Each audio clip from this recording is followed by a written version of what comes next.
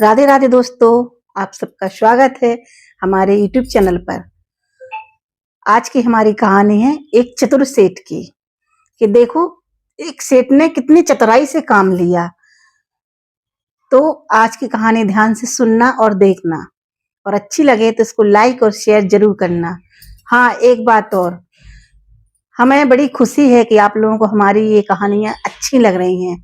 आप लोग कमेंट कर रहे हो। मैं कोशिश करूंगी कि आपको ज्यादा से ज्यादा ये कहानी अच्छी लगे। आप लोग मुझे बहुत सपोर्ट कर रहे हो, इसके लिए बहुत बहुत धन्यवाद। चलते हैं आगे की कहानी के साथ। तो एक गांव में एक सेठ और सेठानी रहते थे। उनके पास रुपए पैसों की कोई कमी नहीं थी। उनके विवाह को बहुत दिन हो चुके थे, लेकिन अभी तक उन्हें औलाद का सुख प्राप्त नहीं हुआ था। एक दिन सेठ और सेठानी जैसे ही सोने के लिए चले तो उनके घर में एक चोर चोरी करने के इरादे से घुस गया। लेकिन सेठ सेठानी अभी तक सोए नहीं थे।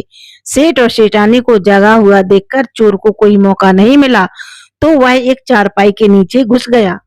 वह चारपाई थी सेठानी की और उस पर सेठानी लेटी हुई थी। सेठानी की चारपाई के सामने ही सेठ जी की चारपाई भी पड़ी हुई थी। सेठ ने चोर को देख लिया और समझ गया कि यह कोई चोर है और आज यह हमारे घर में चोरी करने वाला है। सेठ चुपचाप रहे, क्योंकि उन्हें यह अंदेशा था कि हो सकता है इसके और भी साथी आसपास ही छिपे हों, और अगर ये अकेला भी हुआ और मैंने शोर मचाया या फिर इसे पकड़ने की कोशिश की तो हो सकता है कि इसके पास कोई हथियार हो जिससे मुझे नुकसान पहुंचा दे। इसलिए सेठ जी चुपचाप मौका की तलाश करने लगे। सेठ ने कुछ देर सोच विचार किया तो सेठ के दिमाग में एक योजना आई।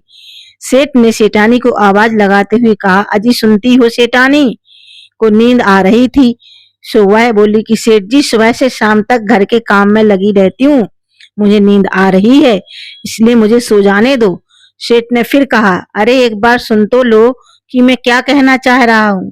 इधर चोर के भी कान सतर्क हो गए कि पता नहीं सेठ सेठानी से क्या कहना चाह रहा है। कहीं इसने मुझे देख तो नहीं लिया।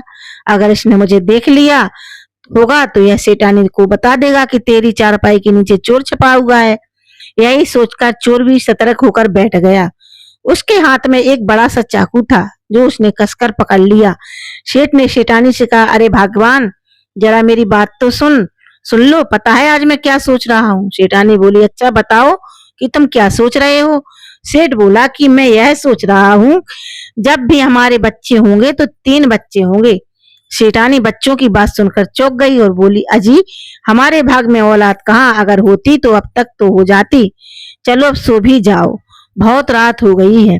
सेठ ने कहा, तुम्हें सोना है तो तुम सो जाओ, लेकिन मुझे तो बात करनी है। सेठानी ने खींचते हुए कहा, भला आज आपको इतनी रात में बच्चों के बारे में बात करने की अचानक क्या सूझ पड़ी? अब आप सो भी जाओ, सुबह उठकर बच्चों के बारे में बात करेंगे। सेठ ने फिर कहा कि नहीं सेठानी, मुझे नींद नहीं आ रही है। अच्छा एक बात तो बताओ, तुम्हें लड़की चाहिए या लड़का? सेठानी बोली कि मुझे लड़की भी चाहिए और लड़का भी चाहिए। सेठ ने कहा, लेकिन भगवान, मुझे तो 3 लड़के ही चाहिए, और देख लेना हमारे घर में जब भी बच्चे होंगे तो लड़के ही होंगे। सेठानी बोली, अरे अब तक तो भगवान ने औलाद दी ही नहीं, क्या पता आगे भी हमें औलाद मिले या ना मिले, और पता नहीं कब मिले। तभी सेठ बोला, मेरा मन कहता है कि एक दिन हमारे घर में जरूर 3 बेटे पैदा होंगे, और पता है मैं उनका नाम क्या रखूंगा? मैंने तो उनके नाम में भी सोच लिया है। सेठानी को बहुत जोर से नींद आ रही थी, सुबह चीखते हुए बोली, अरे अब बस भी करो, सो जाओ, बच्चों के बारे में सुबह बात कर लेना। पता नहीं तुम्हें आज क्या हो गया है, रोज तो शाम को ही खर्राटे भरने लग जाते हो, और आज देखो कैसी उठपटांग बातें कर रहे हो। इतना कहकर सेठानी तो करवट बदल कर लेट गई, पर सेठ फिर भी बोलता रहा कि देख सेठानी, मुझे तो आज तुझसे बच्चों के बारे में बात करनी ही है, चाहे तू सोया जाग, पर मैं तो बोलूंगा। इधर चोर भी चारपाई के नीचे लेटा सोच रहा था कि यह सेठ का बच्चा कब सोएगा। चारपाई के नीचे पड़े पड़े मेरी तो कमर भी जकड़ गई है, यह सो जाए तो मैं अपना काम करके यहाँ से चलता बनूं। पर सेठ है कि सोने का नाम ही नहीं ले रहा था। चोर को सेठ पर बहुत गुस्सा आ रहा था। थोड़ी देर चुप रहने के बाद सेठ ने फिर से बोलना शुरू किया कि पता है सेठानी, मैं अपने 3 बेटों के क्या क्या नाम रखूंगा। सेठानी थोड़ी नींद में थी, फिर भी बोली, अच्छा बताओ क्या नाम रखोगे? सेठ बोला कि मैं एक बेटे का नाम रखूंगा शेरा, दूसरे का नाम रखूंगा कालू, और तीसरे का नाम रखूंगा चोर। चोर का नाम सुनते ही सेठानी के तो जैसे कान ही खड़े हो गए। वह सेठ की तरफ करवट बदलकर बोली, छी, यह भी कोई नाम है? भला कौन अपने बच्चों के नाम चोर रखता है? पर सेठ बोला कि देख सेठानी, वो मेरे बच्चे होंगे और मेरी मर्जी है कि मैं अपने बच्चों के क्या नाम रखूं, और वैसे भी चोर नाम में क्या बुराई है? क्या चोर किसी माँ के बेटे नहीं होते? तब चोर भी पड़ा पड़ा सोच रहा था कि यह कैसा सेठ है, कोई अपने बच्चों के नाम चोर कैसे रख सकता है। चोर की भी समझ में नहीं आ रहा था कि सेठ कैसी कैसी बातें कर रहा है। थोड़ी देर बाद सेठ फिर बोला, अरे सेठानी, जब मेरे बच्चे तुम्हें परेशान किया करेंगे तो तुम मुझसे शिकायत किया करोगी, या फिर तुम उनकी पिटाई करने के लिए उनके पीछे डंडे लेकर भागा करोगी, तो बच्चे दौड़कर मेरे पास आया करेंगे और अपनी तोतली जबान में मुझसे तुम्हारी शिकायत करेंगे कि पिताजी देख लो, माँ मार रही हैं, और मैं तुम्हें झूठ मूठ का डांट दिया करूंगा। ऐसा कहकर सेठ ने ठहाका लगाया। उसकी हंसी के ठहाके से सेठानी की नींद खुल गई। सेठानी जोर से चिल्लाकर बोली, अरे अब बस भी करो ना, सो जाओ, सुबह उठकर बात करेंगे। पर सेठ तो चुप होने का नाम ही नहीं ले रहा था।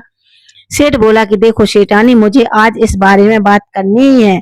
आज मेरे मन में मेरे बच्चों को लेकर तमाम बातें आ रही हैं। तुम्हें नींद आ रही है तो तुम सो जाओ और मुझे खुद से बातें करने दो। सेठानी की भी अब नींद उड़ चुकी थी, क्योंकि सेठ ने इतनी देर से उसे सोने जो नहीं दिया था। अब सेठानी बच्चों की बातें सुनकर थोड़ी भावुक हो गई और बोली, अच्छा सेठ जी, बताओ क्या कहना चाहते हो? सेठ ने कहा, पता है सेठानी, जब मेरे बच्चे थोड़े से बड़े होंगे और बाहर खेलने जाया करेंगे, शाम को मैं जब घर आया करूंगा और बच्चों को नहीं देखूंगा तो तुमसे पूछूंगा, अरे भगवान, हमारे बच्चे कहाँ हैं? तो तुम मुझसे कहोगी कि बाहर खेलने गए हैं, बड़ी देर हो गई है, वापस नहीं आए। तो पता है मैं दरवाजे के सामने खड़े होकर अपने तीनों बच्चों को कैसे आवाज लगाया करूंगा। अब सेठानी दिलचस्पी लेते हुए बोली, अच्छा बताओ कैसे आवाज लगाया करोगे? तो सेठ ने कहा कि दरवाजे पर खड़े होकर बोला करूंगा कि ओ शेरा, ओ कालू चोर, ओ शेरा, ओ कालू चोर। शेर जोर जोर से चिल्लाने लगा, ओ शेरा, ओ कालू चोर, ओ शेरा, ओ कालू चोर।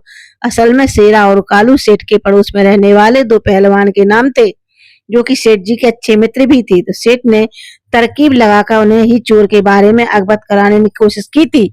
उनकी आवाज सुनकर शेरा और कालू समझ गए कि सेठ जी के घर में चोर घुस गए हैं और सेठ जी मदद के लिए हैं पुकार रहे हैं। तो शेरा और कालू ने देर न करते हुए दो चार मित्रों को अपने साथ और ले लिया और सेठ जी के घर जा पहुंचे। दरवाजे पर पहुंचते ही उन्होंने दरवाजा खटखटाना शुरू कर दिया। दरवाजा खटखटाने की आवाज सुनते ही सेठ लपक कर चारपाई से उतरे और दरवाजा खोल दिया। कालू और शेरा को हाथ से इशारा करते हुए सेठ जी बोले कि सेठानी की चारपाई के नीचे चोर घुसा हुआ है, जरा ध्यान से वो चोर सेठानी को नुकसान ना पहुंचा दे। वो चोर जब तक कुछ समझ पाता तब तक कालू और शेरा ने उसकी गर्दन पकड़ ली और चारपाई के नीचे से खींच लिया और तीन चार लठ उसकी कस के लगाए तो चोर हाथ जोड़ने लगा। अब सेठ ने सबको पूरी बात बताई कि मैं इतनी देर से जो बच्चों की बातें कर रहा था वह इसलिए कर रहा था कि इस चोर को शक भी ना हो और मेरे घर में चोर घुस आए हैं यह खबर मेरे मित्रों तक भी पहुंच जाए। समझी सेठानी, इसीलिए मैंने यह सब कहानियां बनाई थी। अब सेठानी के साथ साथ चोर भी यह बात सुनकर हैरान था कि सेठ जी ने मुझे पकड़वाने के लिए क्या तरकीब लगाई। सभी लोग भी ठहाका मारकर हंसने लगे और सेठ की अकलमंदी की प्रशंसा करने लगे और चोर को ले जाकर नगर के कोतवाल को सौंप दिया। तो दोस्तों, कहानी का सार यह है कि मुश्किल समय में हमें सूझबूझ और बुद्धिमानी से काम लेना चाहिए। तो देखा दोस्तों, यह कहानी हमें क्या सीख देती है? यह कहानी हमें सीख देती है कि कभी भी हम पर विपदा आए, आपत्ति आए तो हमें सब्र से काम लेना है, जिस तरह एक सेठ ने उस सेठानी सब्र से काम लिया है। इसीलिए हमें भी चतुराई से काम लेना है। यह कहानी से हमें यही सीख मिली है। तो आज की कहानी यहीं पर, राधे राधे।